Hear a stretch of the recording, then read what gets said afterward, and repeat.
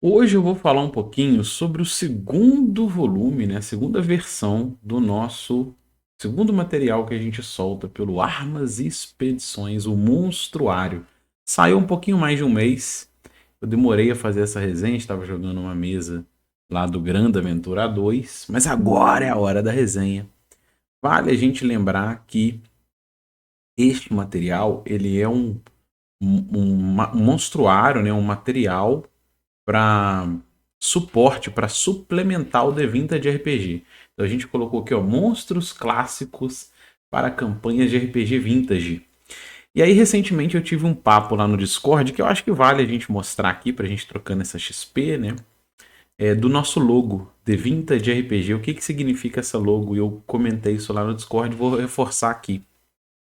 O D no RPG, ele é um prefixo que a gente normalmente indica dados no RPG em geral, né? Então, D4, um dado de 4 faces. D6, um dado de 6 faces. Então, o D tá ali como esse simbolismo de dados. E vintage é alguma coisa que a gente pode remeter a algo autêntico, algo clássico, algo de grande valor que a gente resgata e faz essa releitura.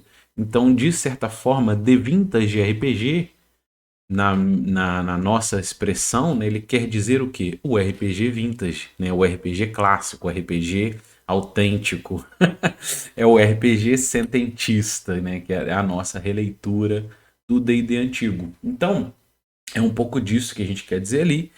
E parte do nosso objetivo com essa Zine, a gente usa o logo de Vintage RPG compatível, né? Parte do nosso objetivo é que você também faça a sua Zine, você crie suas aventuras. Como eu lá na pandemia, aprendi fazendo, né? Comecei a fazer, empolguei a entrar como zineiro. E você vai aprender fazendo. E a ideia é que você pegue essa logo lá no site da Caramelo e comece a usar ela em materiais caseiros, compartilhando, pôr no seu blog, pode ser um material digital, pode ser um material impresso, né? A ideia é essa. E a gente fez então nesta zine 20 monstros, 20 mais, são mais do que 20, eu vou explicar por quê, para você usar no seu RPG. Essa é a ideia dessa zine, é esse o objetivo desse vídeo. Agora eu vou resenhar o material. Bora pro episódio! Salve aventureira, salve aventureiro, bom dia. Eu sou o Kiral e hoje a gente vai fazer uma resenha sobre o Monstruário de Vintage, o Monstruário de Armas e Expedições, né? Um suplemento ao RPG Vintage. Então, para começar, eu vou começar pela capa, tá? Vou começar por que a gente usou essa arte. O Daniel teve a ideia de fazer essa arte. E essa arte ela brinca um pouquinho, primeiro com a capa de Greyhawk, o primeiro suplemento do D&D antigo, mas mais do que isso, se você olhar, isso foi ideia do Daniel, tá? Não é coisa minha não. Se você olhar a elfa ali, não sei se é elfa ou feiticeira, né, apanhando ali do olho do monstro de esporos e o anão do lado, ela é uma brincadeira direta com o Monster Manual, né, o manual de monstros do D&D quinta edição, olha lá. Foi essa brincadeira também que ele fez, né? E é isso que a gente vai brincando aqui com essa zine.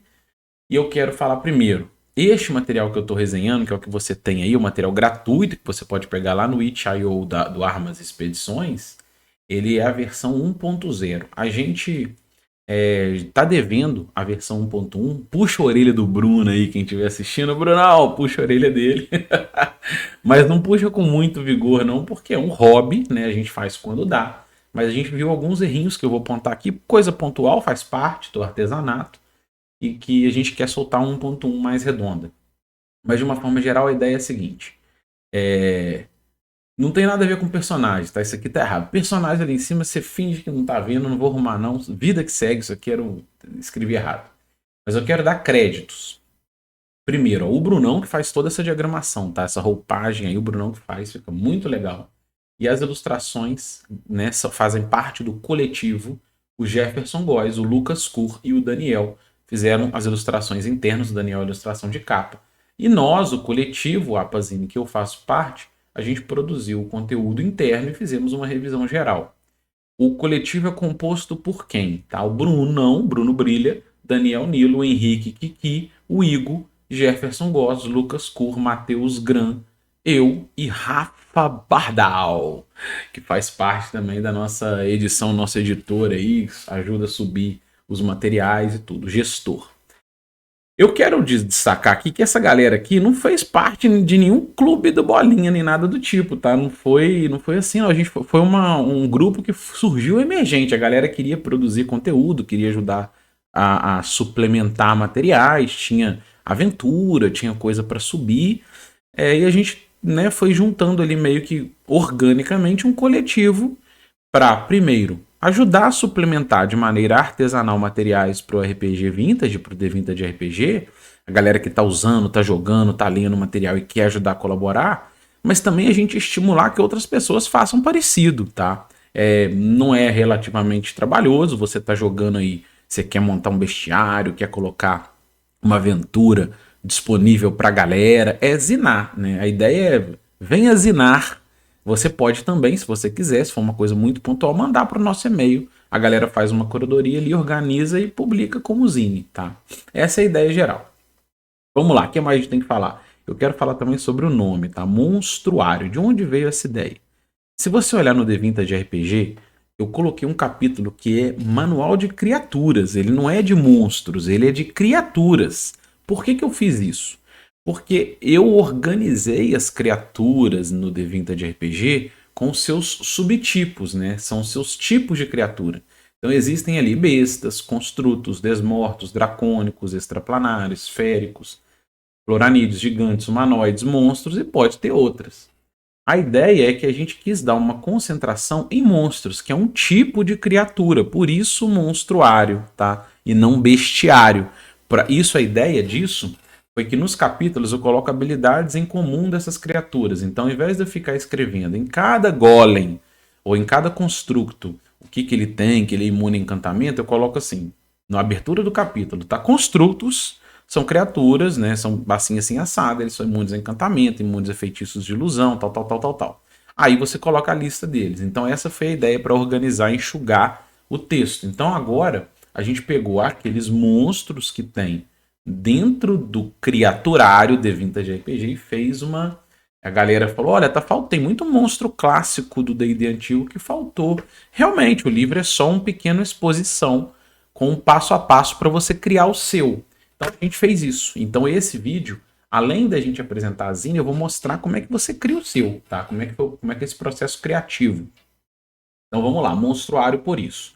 No sumário, então, tem um ranking ali com 20 criaturas e eu explico no texto inicial por que é monstruário, né? Eu tenho um texto que eu resenho mais ou menos essa introdução aqui. O que é monstro, o que é monstro na história e por que a gente organizou e classificou os tipos de monstro e por que a gente chamou isso de monstruário. Beleza. Isto dito, eu vou dar um exemplo aqui como é que é esse processo criativo. Vou começar pela Ancalúria, tá? Isso aqui é para enxugar o texto, você conseguir extrair informações ali rápido. Então, ó, Ancalúria é o nome, o tipo dela é um monstro e ela tem um G que é grande. O que é grande? Grande é para o seu imaginário rápido imaginar alguma coisa mais ou menos do tamanho de um cavalo, né? Ele pode ser grande para os lados, pode ser grande para cima. Um ogro, ele pode ter de lado, né, braço a braço, um pouco mais que o humano, mas ele é mais alto. Você vai pensar mais ou menos isso, é proporcionalmente de 2 a 4 vezes o tamanho de um humano, é grande, né? É grande, é para ficar fácil no jogo, para ficar mais diegético. É grande. Grande é para já dar esse imaginário, né? Então, essa criatura Ancalúria, ela é mais ou menos do tamanho de um cavalo. Beleza. O que mais a gente tem? Como é que a gente define a CA? Como é que a gente define a CA da criatura?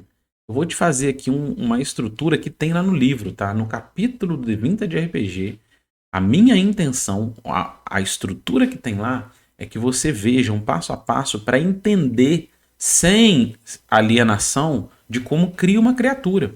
Ao invés de você pegar pronto ou gerar aleatório rolando um dado, é que você tenha esse processo teleológico de como é criada uma criatura, entendendo o objetivo, entendendo todos os processos e o meio-fim, né? Então, essa é a ideia. Lá eu escrevi isso, então eu vou te dar um exemplo. O lobo. Você pode entender que o lobo ele tem uma pele de couro, uma armadura que você remova do lobo e faça, ela vai ser uma armadura comum, uma armadura simples. Por isso, ela vai te dar a CA 8. Por que o lobo tem CA 7, então? Isso é o meu processo criativo, tá? Como é que eu penso. O lobo tem CA 7, por quê? Porque ele é mais ágil do que o ser humano. E aí eu coloco lá que criaturas que têm uma agilidade acima da humana, você melhora a CA dela em uma, para ficar fácil. Então o lobo tem CA 7 por quê? Porque ele tem um couro, que é melhor do que a pele, mais uma agilidade maior que a humana. Por isso o CA dele é 7. É desse modelo. Você pode pegar esse couro e fazer um tratamento nele, reforçar, ferver, que é o couro fervido. Ele vai virar um CA7 também, para o humano. Então é mais ou menos assim. Então, no caso da Ancalure, como é que você pensa o CA? Você faz sempre comparativo com a armadura. Né? Então, a criatura, ela tem uma carapaça muito resistente, que é equiparável a uma pessoa de couraça e escudo. Por isso, ela vai ter CA2. Ela tem CA2 porque é o equivalente ao uso de couraça e escudo. Então, como é que você pensa a CA de uma criatura? Você vai fazer um comparativo com a armadura. Lembrando que o 0 é a referência, né? É a melhor CA mundana que você pode ter, que é o CA de um dragão, né? Ou alguns são até mágicos, por isso que eu gosto, mais um reforço aqui, eu prefiro hoje usar a Taco e a CA clássica, porque a gente tem essa referência muito clara com o 0. Para mim é mais marcante do que o 19, que é o correspondente ao 0. Você falar CA 18, CA 19 é só um número alto. Quando você vê o 0 e o negativo no D&D antigo, no D20 de RPG, o negativo normalmente vai te remeter a algo sobrenatural. Você tem um efeito mágico, um encantamento, um escudo mágico. Você não chega em CA negativo mundanamente, né? Então, isso é uma referência interessante para a gente pensar o jogo. Então, armadura e escudo é CA2, né? Couraça e escudo. Se a criatura é um golem de pedra, você pode falar, bom, pedra é mais resistente do que couraça. Então, vou colocar CA1. É assim, você vai pensar o comparativo ali às armaduras, o que tem. E se ela for mais ágil do que o normal, você melhora isso. Se ela for mais lenta do que a média humana, que é a esquiva natural que uma pessoa consegue fazer num combate, você piora isso. E assim você vai colocar CA. Não precisa ter uma precisão analítica, tá? É só uma referência geral. Então a CA dela é 2 por isso. Não foi porque eu olhei lá. Você pode também fazer assim, tá? Você pode ir lá olhar no AD&D, ver que o Ankh-Reg, que é a nossa Ancalure, ela tem a CA2. Eu vou botar CA2, mas eu quero que você dê um passo além e entenda o que está acontecendo por trás para você construir as suas próprias criaturas, né? Então é isso. O dado de vida. O dado de vida de uma pessoa comum, ele é meio, né? Um D4. Mas uma pessoa, um personagem, uma pessoa que tem algum treinamento, é um dado de vida. Tudo que tiver acima disso para humano, ela tem dois caminhos. Personagens é o seu nível de heroísmo, né? Ele vai do 0 ao heróico, lembrar disso. Então tem ali a ver com a sua capacidade de combate, com estresse. Então, como eu interpreto o ponto de vida, fiz um vídeo sobre isso. Posso deixar um card aqui em cima e ele descrito lá embaixo. Mas de uma forma geral, para personagens, para humanos, o dado de vida é capacidade de combate. Então, 4, 5 dados de vida são personagens que são mais heróicos, né? Ele está caminhando ao nível heróico. Então é um cansaço, é estresse, cortes superficiais que não interferem tanto na sua capacidade de combate. O último dado de vida é físico mesmo, é sangramento, são cortes, perfurações que vão chegar ao 0 para zerar a sua capacidade de combate. Para criaturas, isso pode também acompanhar o seu próprio porte físico, né? Um cavalo tem 3 ou 4 dados de vida porque ele é muito maior, ele é 3, 4 vezes maior e mais pesado que o ser humano. Então a Ancalúria é assim também, a maioria das criaturas você pode pensar assim, né? Ela tem 3 dados de vida porque ela acompanha ali um cavalo. E eu deixei, inclusive, uma nota para Ancalúrias mais velhas, né? Que elas vão ficando mais poderosas, ela pode até crescer, ampliar de tamanho. E aí você vai, tanto as mais jovens quanto as mais velhas, você vai brincar com o dado de vida. Ela aumenta seu dado de vida proporcionalmente. Isso vai interferir na sua salvaguarda, em outros elementos. Então, é mais ou menos isso. Os ataques, você vai pensar muito mais na parte ficcional, né? O que tem a ver? Parece uma espada? Parece uma adaga? É uma lança? É uma lança muito grande? É uma presa do tipo gigante, né? E aí você vai estruturar esse dano no lado ficcional. No livro também eu explico isso. Aí ela tem o efeito ácido, e eu também recomendo que você olhe livros D&D antigo, é retrocompatível, é por isso também, né? Você pode olhar criaturas D&D antigo e construir por cima, usar essas referências por cima. E aí você vai evoluindo. A Taco, É uma coisa muito, muito de boa de fazer. Ataque vai ser sempre 20 menos o dado de vida. Se ela tem 3 dados de vida, 20 menos 3, 17. Essa é a conta, é simples assim. Só vai mudar se ela tiver mais do que 10 dados de vida. Lá no livro, eu deixei a continha que você faz a partir de 10 criaturas muito poderosas. Esse escalonamento não é vertical, né? Ele é 20 menos dado de vida até 10. Depois ele vai ficar na metade disso, depois um quinto disso, depois de 20 dado de vida. Mas até 10 dado de vida é simples assim. Depois é isso que eu falei, metade. Depois de 20 dado de vida é isso que eu falei, um quinto. Aí você vai construir sua criatura, né? Lá no livro tem esse passo a passo, tá? E aí você vai. Agora eu vou limpar aqui para continuar. Então, todos esses dados, tá? Movimento, você vai pensar um movimento comparável a uma pessoa. Se ele corre tanto quanto um cavalo, você vai colocar o movimento. Lembrar que ali é um movimento, movimento. Se ele for correr 3 vezes isso, se ele for explorar 3 vezes isso no turno, se tiver escalando, nadando, movimento especial é metade disso. Aí, movimento, tá? É mais fácil pensar assim. Você põe um movimento do jogo. Beleza. Então, aí a salvaguarda, que é importante a gente refletir, ela é proporcional ao dado de vida. Ela segue o guerreiro, né? Você pode usar do combatente direto. Eu simplifiquei uma só para ficar fácil para criaturas, mas no livro eu também coloco a mastigada, que é exatamente a de combatente. Então, quando ela chega em 4 dados de vida, ela cai em 2. Ela é melhor em 2. Então, ela é 15, com 4 dados de vida, ela vai ser 13. Com 7 dados de vida, ela vai ser 11. É igualzinha de combatente, né?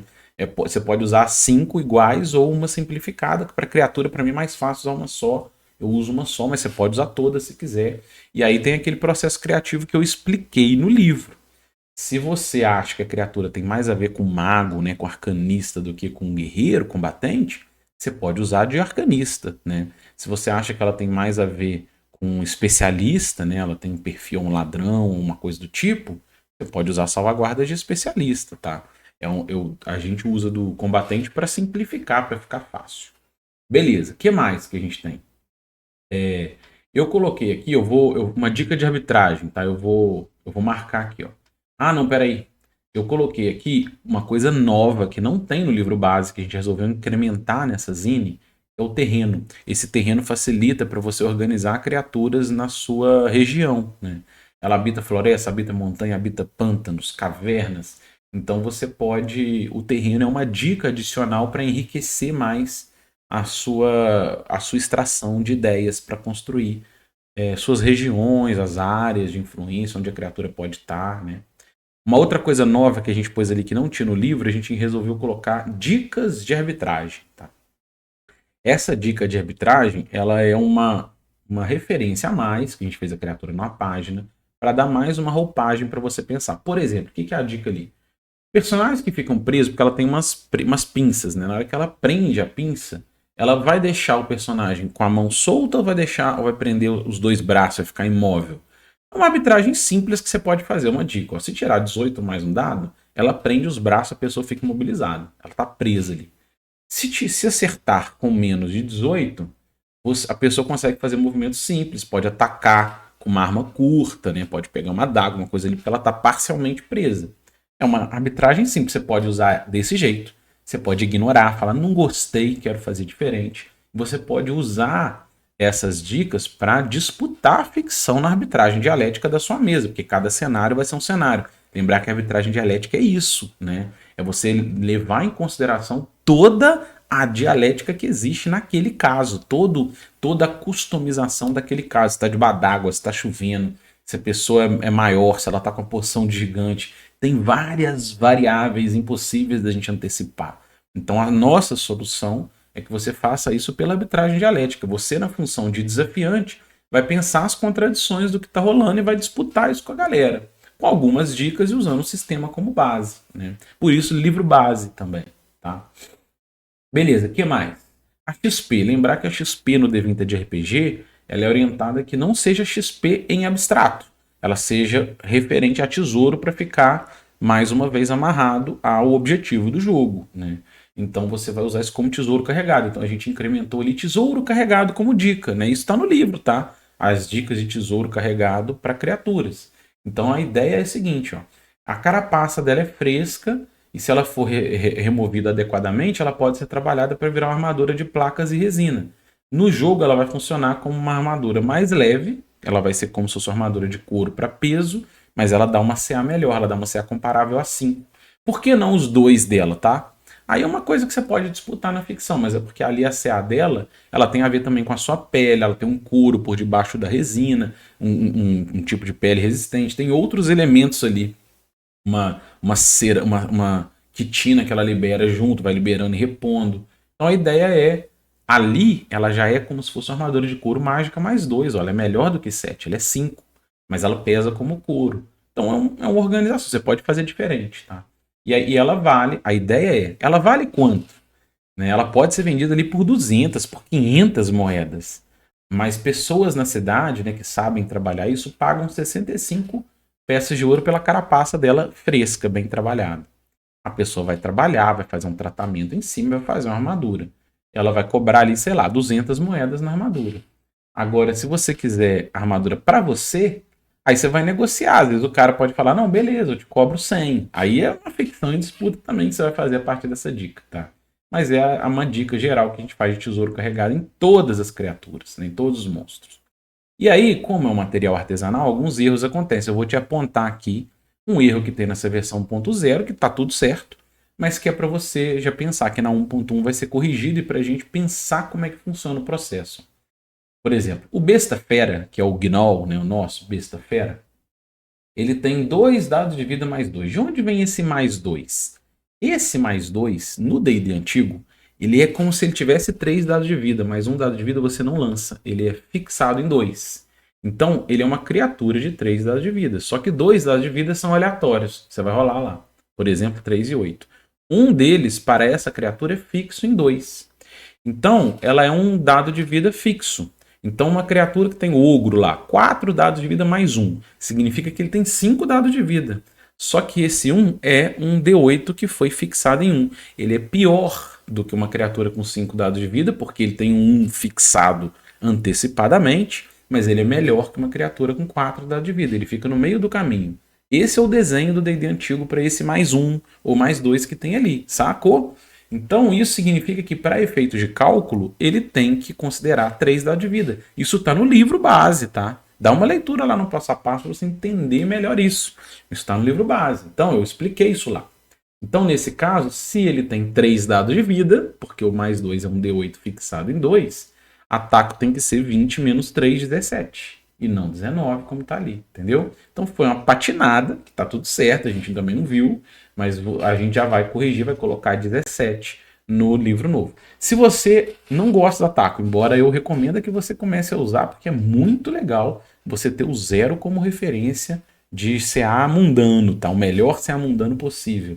E uma referência muito legal no jogo. Mas se você não gosta, como é que você vai fazer essa conta? É o dado de vida menos 1, é o bônus. Uma criatura de 3 dado de vida tem mais 2. Uma criatura de 7 dado de vida tem mais 6. É assim no D&D antigo.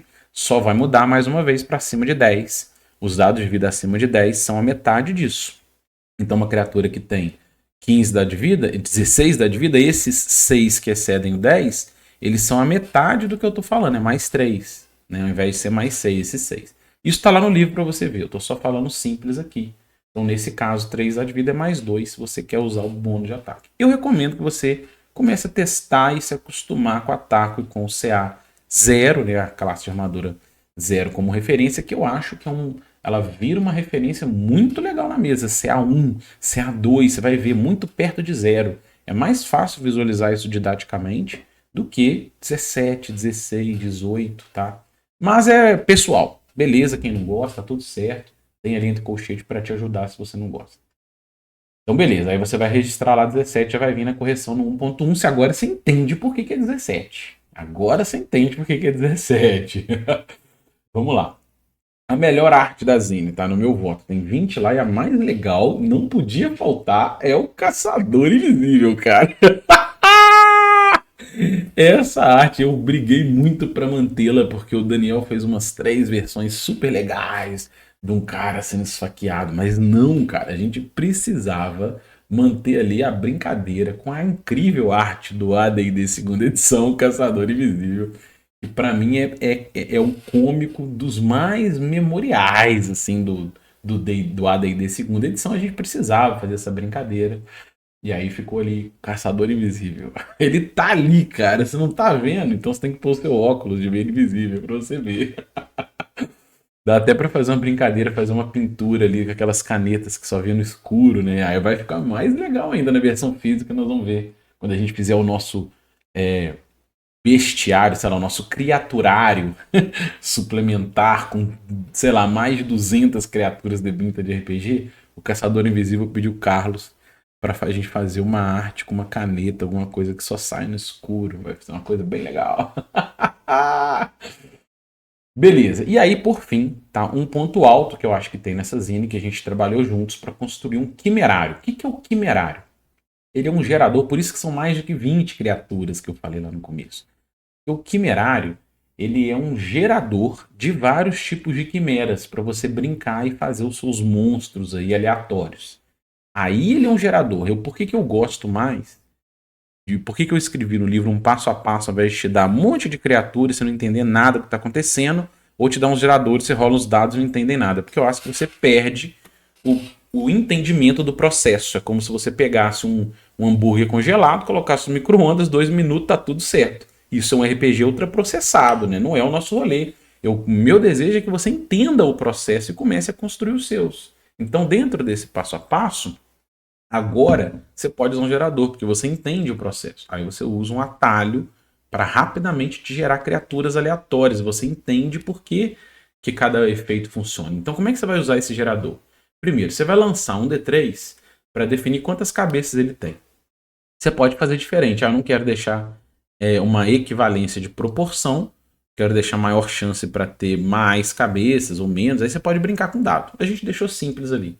Um D3, como é que você lança se você não tem um D3? 1 e 2 vale 1, 3 e 4 vale 2, 5 e 6 vale 3, tá? E você vai rolar um D8 para cada tipo de cabeça. Então, vamos brincar aqui. Se rolou um D3, tirou 2, né? Tirou 3. 3 equivalem a 2 cabeças. Se rolou 2D8, tirou 2 e 3. Aí você vai marcar no quadro lá, ó. Ele tem uma cabeça de bode e uma cabeça de cobra. Agora você vai rolar um D8 para cada parte do corpo. A parte anterior, o dorso e a parte posterior. A parte da frente, o dorso, a parte das costas e a parte de trás. Vamos brincar aqui que você role lá 2, 8 e 5, tá? O 2 você vai marcar ali. Ele tem, então, a parte da frente dele é um bode. A parte do dorso dele é um urso. E a parte posterior dele, a parte de trás, é um dragão. Porque a gente tirou 2, 8 e 5. Você gerou aleatoriamente, né? Igual você gera atributo aleatoriamente. Aí você vai ver o que é cada coisa. Na parte posterior, você tem... peraí, primeiro a gente tem que ver as cabeças, né? Peraí um pouquinho. Então, pessoal, tinha esquecido aqui de colocar a parte da cabeça. Ó, a gente gerou aqui bode e cobra. Então você vai lá. Cabeça de bode tem uma chifrada com 2d4 e avanço. A cobra tem uma mordida com d4 e veneno. Cada cabeça gerada dá um dado de vida, tá vendo ali em cima? Então a gente gerou 2, tem 2 dados de vida. O que define a estrutura base dele é a parte anterior, a parte da frente. Como a gente gerou bode no nosso, ele tem CA6, base 5 dados de vida, e ele dá 2 patadas, né, com D3 de dano. Então, os 5 dados de vida dele mais os 2 da cabeça, ele tem 7 dados de vida. Aí a gente vai ver o dorso. A gente gerou dorso de urso, dá mais 2 dados de vida, os 7 viram 9. Ele tem as costas todas de urso, isso deixa ele mais robusto e tal. E a parte posterior, que é a parte de trás, a gente gerou dragão. Isso dá mais 1 dado de vida. Então ele tinha 9, foi a 10 dados de vida. E ele tem um ataque extra com essa cauda que pode derrubar e dar um D6 de dano. Você gerou aleatoriamente a sua quimera e entendeu o processo ao entender na zine, que eu acabei de falar no vídeo, como é que a gente faz. Quer entender melhor? Eu recomendo ler no D20 de RPG o passo a passo lá do criaturário. Como é que se define CA, como é que se define salvaguarda baseada no dado de vida e assim por diante, tá? E aqui, aleatoriamente, você pode gerar infinitas combinações. Infinitas combinações. Já acabou de gerar uma aqui. Você vai anotar e criar a fichinha dela. Tem 10 dados de vida. A salvaguarda é comparável a 10 dados de vida porque a salvaguarda é de guerreiro vai ser compatível a um guerreiro de 10º nível, né? Você pode anotar todas ou só a média, né? Só a do meio, que na verdade é a irrupção, eu acho que é é usado como salvaguarda única. Os ataques foram gerados ali 2 patadas, uma bocada de cada um. Tem o veneno da cobra, uma cauda que tem que ser outra criatura. Como tem 10 de vida, 10, 20 menos 10 ataque dela 20 menos 10 ataque dela é 10. É isso, simples assim, tá? Beleza, o movimento dela é 30, porque a gente gerou a parte da frente de bode. Ela não tem voo, porque não geramos asa, né? Olha lá, ela só vai ter voo se a gente gerar no dorso dragão, que tem asas, morcego, que tem asas. Aí ela voa. Ou águia, ela tem asas de águia, sacou? É isso. Então ela é isso que é o nosso quimerário, que é super legal. Eu deixei, inclusive, um exemplo da quimera clássica do D&D, né? Que é um gerador aleatório mostrando que existe uma combinação ali já antecipadamente pensada, que esta combinação de 3 cabeças, com bode, dragão e leão, anterior de leão, o dorso e a cauda de dragão, vai dar essa quimera clássica do D&D, né? É essa aí, a quimera clássica do D&D, ela existe lá, e a ficha dela está lá. Então você pode pegar a quimera clássica, mas pode gerar outras delas do jeito que você quiser, né? E no final, quero fazer algumas considerações, né? De uma forma geral, eu posso dizer que o livro de Vintage RPG, ele não foi pensado para que você não passe pelo processo teleológico, por entender o processo meio-fim.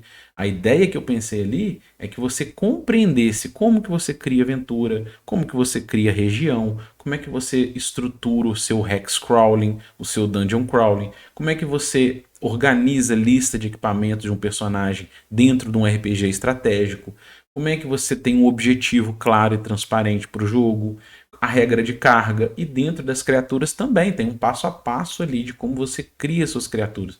O meu objetivo é que você compreenda o processo, e isso vai te permitir fazer como a gente está fazendo na Zine, que é criar novas criaturas, né? Pegar criaturas clássicas, você pode pegar, fazer um bestiário só de criaturas gregas, né? Da época da Grécia Antiga, ou de uma África selvagem e fantástica, e aí pegar criaturas místicas, ou de um Brasil fantástico. E você pode usar esse passo a passo e fazer para o seu jogo, para sua mesa, né? É muito, na minha visão, isso é muito mais importante, você entender o passo a passo e permitir customizar, do que eu fazer ali centenas de criaturas e não explicar como é que funciona. Então essa é a ideia. A gente tem ali, claro que a gente tem interesse em fazer um bestiáriozão completo, né, um criaturário completão, isso vai vir no futuro, mas a ideia foi essa. Se você quiser pegar a nossa Zine, já temos 2 zines disponíveis, né? A Zine 1 e a Zine 2. A Zine 3 está em etapas avançadas. A gente vai soltar a versão corrigida da 1.1 logo, mas essa aí já está muito boa. Pode entrar lá no nosso itch.io, é gratuito. Inclusive o Brunão deixa no final um passo a passo para você imprimir em casa, se você quiser. Que é também a nossa intenção. E é isso que eu tinha para falar. Se você gostou, se inscreva no canal, deixe um joinha, compartilhe este vídeo e, acima de tudo, comente, porque o nosso grande objetivo é sempre trocar XP. Um abraço e até o próximo vídeo.